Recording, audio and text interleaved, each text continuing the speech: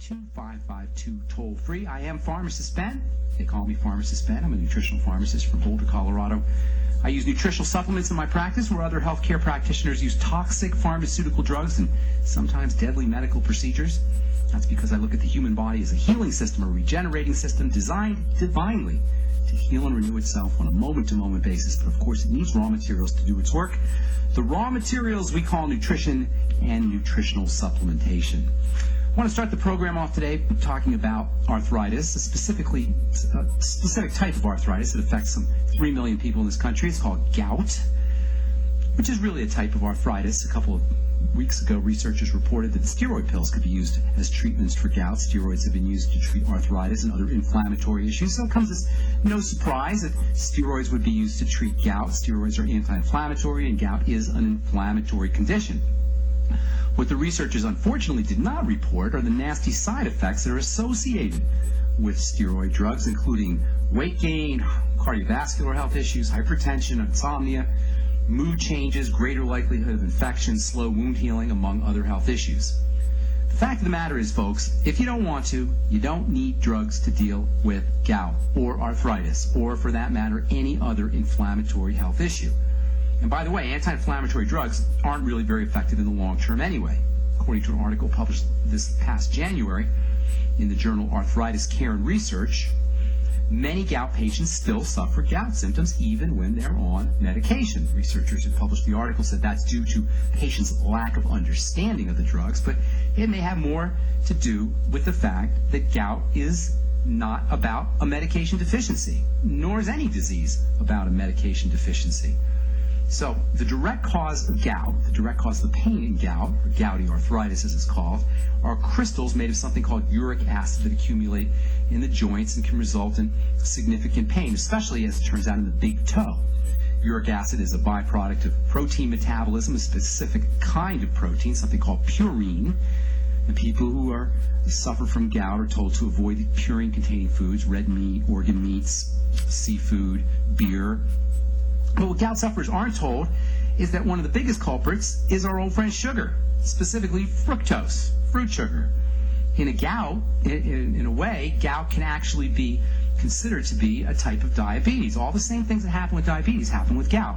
High blood pressure, kidney problems, changes in blood fats, etc. So gout is a uric acid disease. It's not a drug deficiency disease, and there's a significant component of sugar metabolism, particularly fruit sugar, or as it's called, fructose, especially high fructose corn syrup, which is found in high concentrations in soda pop and other processed foods. In a 2007 study quoted in the British Medical Journal, researchers concluded, quote, consumption of sugar, sweetened soft drinks, and fructose is strongly associated with increased risks of gout in men. Strongly associated, unquote. Now, while it's true that fructose is the predominant sugar in fruit, fructose is also a component of ordinary table sugar, and fructose is also found in corn syrup, whether that corn syrup is so-called high fructose corn syrup or regular old corn syrup. Table sugar, corn syrup, high fructose corn syrup, doesn't matter. We eat a lot of sugar in this country. The average American is getting about 40 pounds a year of high fructose corn syrup and another 45 pounds a year of sucrose, sugar, table sugar. Folks, that's a lot of sugar. And that doesn't include the fructose that we get from fruits and fruit juices, and we eat a lot of those too. Bottom line is we're eating a lot of fructose and we're getting a lot of sugar.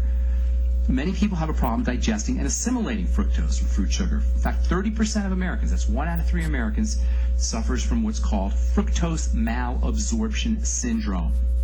So whether you have issues with fructose or whether you're just eating too much of this stuff, the higher your uric acid levels will be and the more likely you will be to suffer from gout. Uric acid is considered a waste product, but it's not like ordinary waste products. Uric acid doesn't break down the way other waste products do. Uric acid has to be passed through the kidneys and into the urine.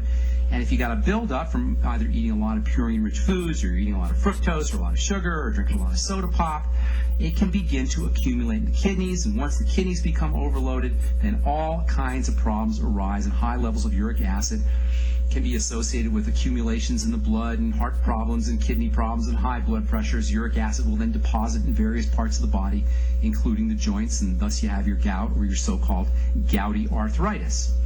So, what do you do if you got the gout? Well, first of all, the most important thing is to watch what you're eating and drinking. I don't want to sound like Mr. Food Nazi guy here, but folks, we can't continue to eat the way we're eating and not to expect to have chronic degenerative diseases and have to suffer from the misery, and it is a miserable condition, of gout.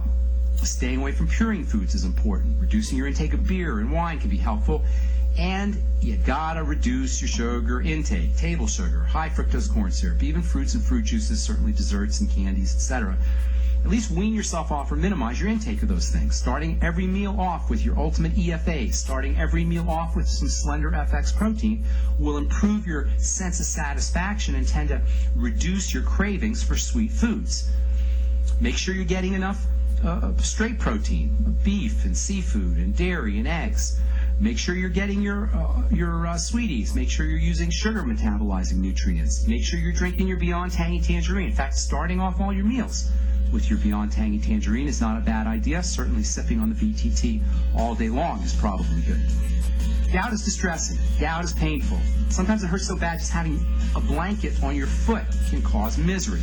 But it's not a medication issue. It's a nutritional issue. It's a food issue.